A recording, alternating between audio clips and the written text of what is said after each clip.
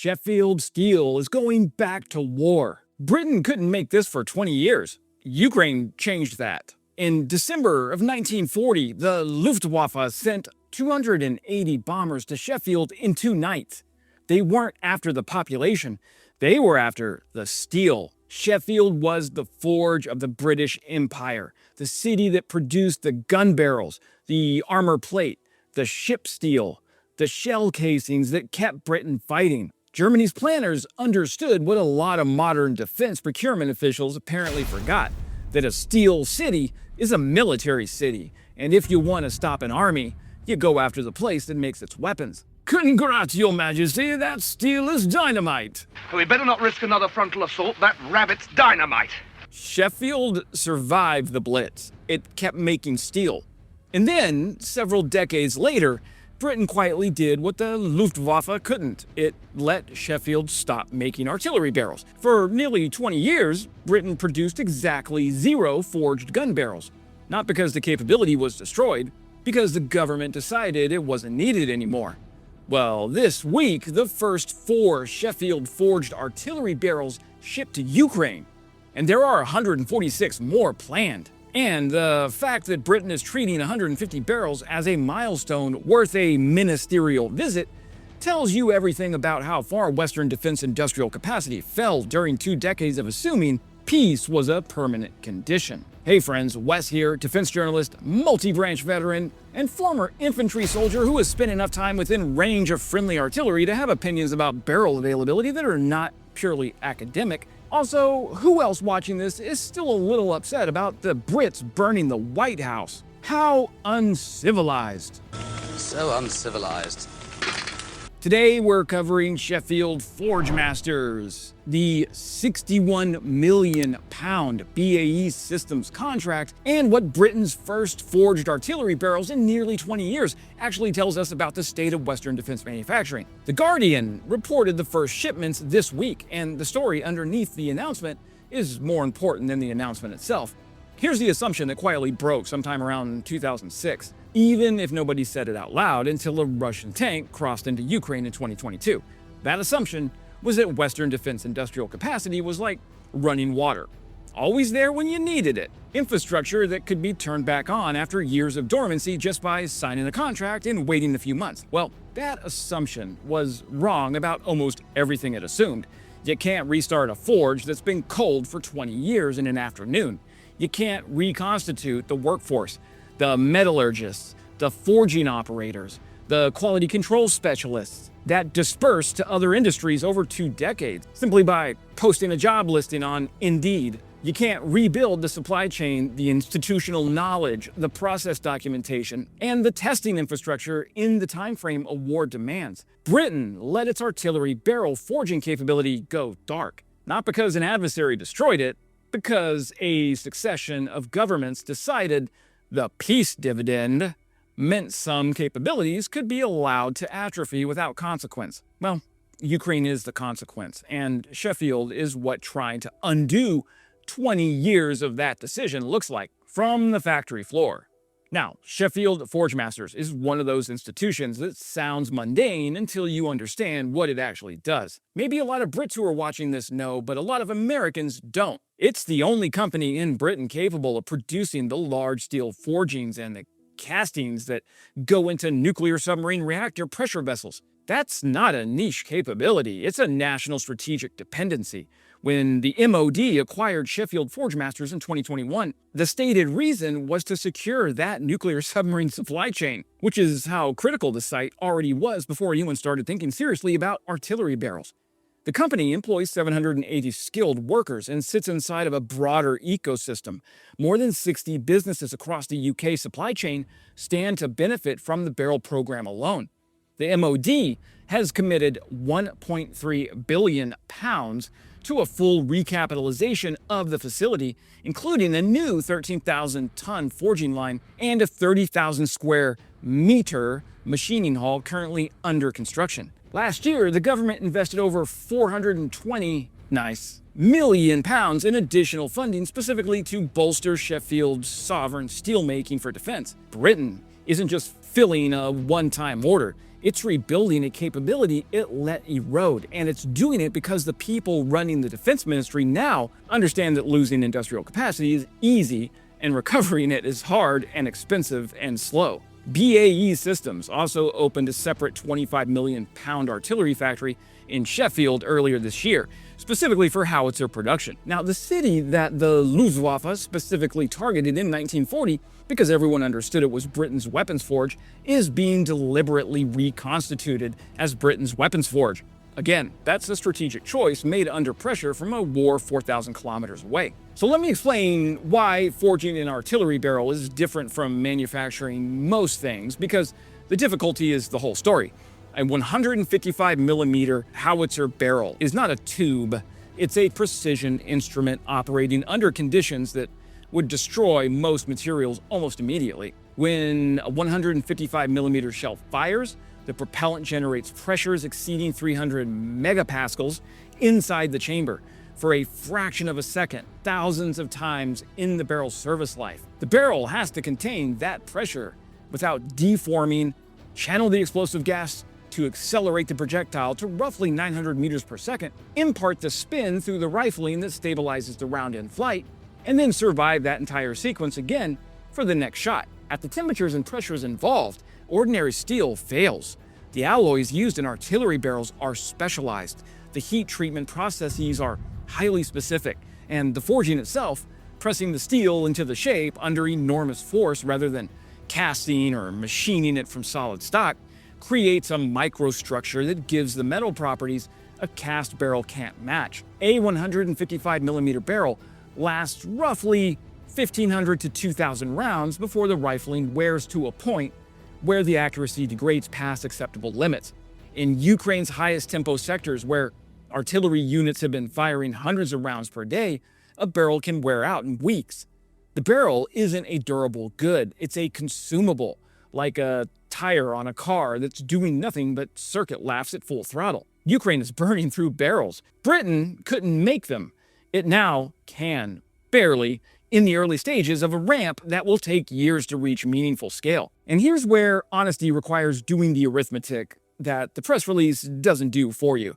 4 barrels have been shipped. These are development forgings sent specifically so Ukrainian industry partners can validate manufacturing processes before full-scale production activity begins. They're a qualification batch, not a combat delivery.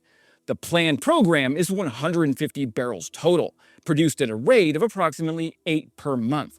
At that rate, completing the full order takes somewhere around 18 months to 2 years of sustained production. 150 barrels spread across the 105mm L119 light guns and 155mm AS-90 howitzers Britain donated to Ukraine is meaningful support, but it's not the thing that changes the trajectory of the artillery war by itself. Yes, drones are making up almost 80% of frontline deaths, but artillery is still the big dog. Make no mistake, Ukraine fires tens of thousands of artillery rounds per month across the front. Russia's barrel consumption is similarly enormous. The relevant scale for this war is measured in thousands of barrels, not hundreds. What Sheffield Forge Masters is producing right now is the beginning of a ramp that takes years to build and that should have started before the war began. 4 barrels shipped is the first day of the rest of a program that will matter most in year 3, not year 1. So the 60 businesses across the UK supply chain benefiting from this contract are the more significant number, because what's actually being rebuilt isn't just the capacity to produce 150 barrels. It's the supply chain, the skills base, the institutional knowledge, and the process infrastructure could eventually scale to thousands. That takes years, and the fact that it's starting now is what the press release is actually announcing. So let me tell you why the barrel availability is not an abstract procurement concern from an infantry perspective. Artillery is a dominant killer on the modern battlefield, second only to drones. It has been since World War I, and Ukraine has only reinforced the point. The infantry on the line doesn't care about production contracts. It cares about whether the fire support mission it called actually arrives accurately, and arrives in time. When barrels wear out and replacements aren't available, the unit firing the gun has 2 choices. It can keep firing on a worn barrel, accepting degraded accuracy, which means shells landing further from target, which means the mission that was supposed to suppress the position covering your advance lands in the wrong grid square. Or it can stop firing while the barrel gets swapped, which takes the gun offline during a period when the fire support might be critical. I've thought about fire support from the receiving end during training, and from an analytical perspective for years since. The supply of serviceable barrels is not a logistics footnote, it's a direct operational constraint on what the artillery can do, how often it can do it, and how accurately. Ukraine has donated guns that are burning through barrels faster than replacements were arriving. Sheffield is part of the answer to that problem. So the Defense Secretary's quote when he visited the factory this week was, "Steel forged in Sheffield defended Britain in its darkest hours." That's not just rhetoric, it's historically accurate. And it's the right frame for what's happening now. The industrial mobilization required to sustain a peer conflict at scale looks exactly like this: a ministerial visit to a factory, a production ramp that started too late, and a workforce rebuilding skills that got lost during 2 decades of assuming they wouldn't be needed. Here's the gap, though, that needs saying. 8 barrels a month is not a number that materially changes Ukraine's artillery situation in the near term. Ukraine needs barrels at a scale that 150 total over 18 months doesn't approach. Russia produces artillery barrels domestically in volume with a defense industrial base that, despite sanctions and export controls, has maintained manufacturing capacity the West allowed to atrophy. The first 4 barrels shipped this week are development forgings. They're being sent to Ukraine for process validation, not for immediate integration into artillery units. The production qualification has to happen before the full-scale delivery begins, which means the timeline to meaningful battlefield effect extends further than the announcement implies. And there's something else worth mentioning here. The MOD is investing £1.3 billion in Sheffield Forge Masters recapitalization, yes, but that facility is also carrying the nuclear submarine program. The barrel work shares capacity with one of Britain's most sensitive national security programs, scaling artillery barrel production while also meeting submarine reactor vessel requirements is a genuine constraint that doesn't get resolved by signing more contracts. None of that makes the program wrong. All of it means the honest framing is that this is the correct start of a long overdue rebuilding effort, not a near-term solution to Ukraine's artillery barrel consumption rate. So, here's what the Sheffield announcement is actually about. Underneath the production numbers, it's not an artillery story, it's an industrial sovereignty story. Britain let a strategic manufacturing capability go dark for 20 years because a succession of governments made a judgment that the kind of war requiring domestic artillery barrel production was permanently over. Well, that judgment was wrong. The cost of being wrong isn't just a gap in Ukraine's supply, it's the £1.3 billion recapitalization bill, the years of rebuilding that still lie ahead, the supply chains that have to be reconstituted from scratch, and a workforce that has to be retrained in skills that weren't being passed on. Every NATO member faces a version of this reckoning right now.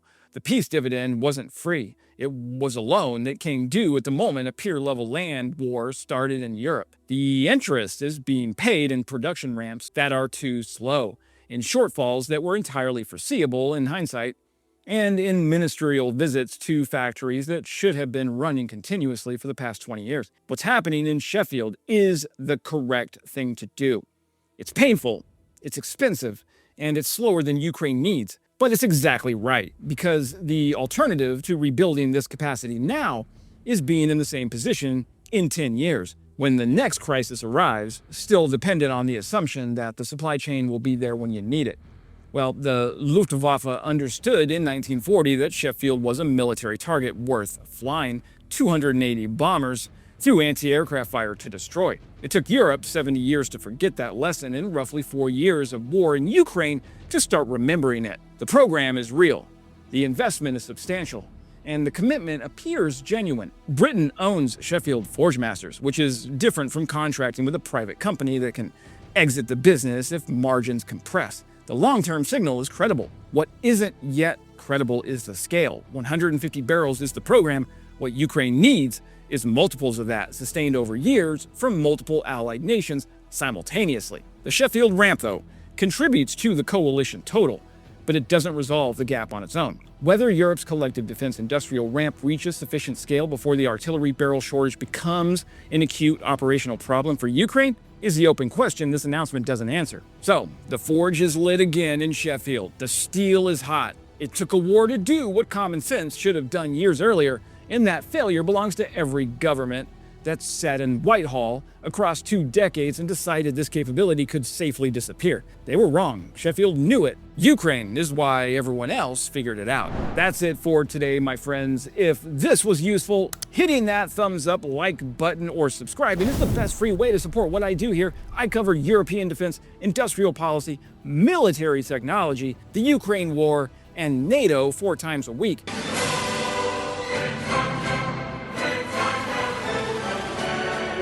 For deeper analysis, I'm over on Substack or just wesodonald.com. And as always, glory to Ukraine, glory to the heroes. Crimea is Ukraine.